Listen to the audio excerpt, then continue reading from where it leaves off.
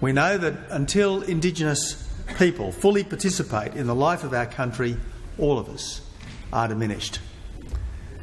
And on days such as this, we should acknowledge where we have failed.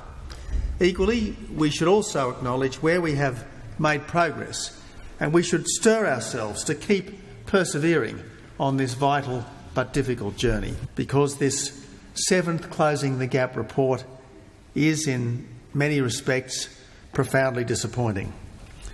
Despite the concerted efforts of successive governments since the first report, we are not on track to achieve most of the targets. There are some improvements in education and health outcomes. We are on track to halve the gap in Year 12 attainment rates for Aboriginal and Torres Strait Islanders aged 20 to 24.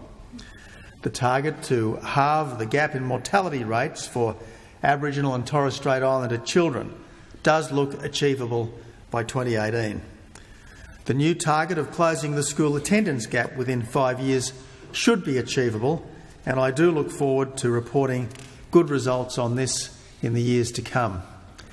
However, the other targets, to close the gap in life expectancy within a generation, to ensure access to early childhood education for all Aboriginal and Torres Strait Islander 4-year-olds in remote areas, to halve the gap in reading and numeracy for Aboriginal and Torres Strait Islander students, and to halve the gaps in employment outcomes, have either not been met or are not on track to be met. We are trying to change entrenched and multi-generational disadvantage.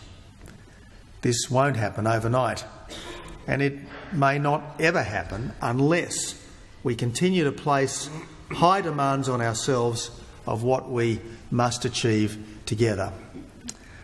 When I presented this report last year, I also noted that for every step backwards, there could be 2 steps forwards. There are backward steps in this year's report, too many of them, but there have also been many steps forward, and I'd like to go through some of them. At Boogalman Community School on Palm Island, success is ensuring that when students graduate, they not only have a Queensland Certificate of Education, but they also have a boat licence, a first aid certificate, a learner driver's permit and industry-specific qualifications. At Elliott in the Northern Territory, success is the school and the community working with the Night Patrol and the Commonwealth's Indigenous Engagement Officer to increase attendance at school. On Bathurst Island, success is introducing Year 13 for mature age students who want to increase their employment options. And in Sydney, success is a vocational training and employment centre run by an Aboriginal owned and operated organisation which connects Indigenous job seekers with specific work in the health sector.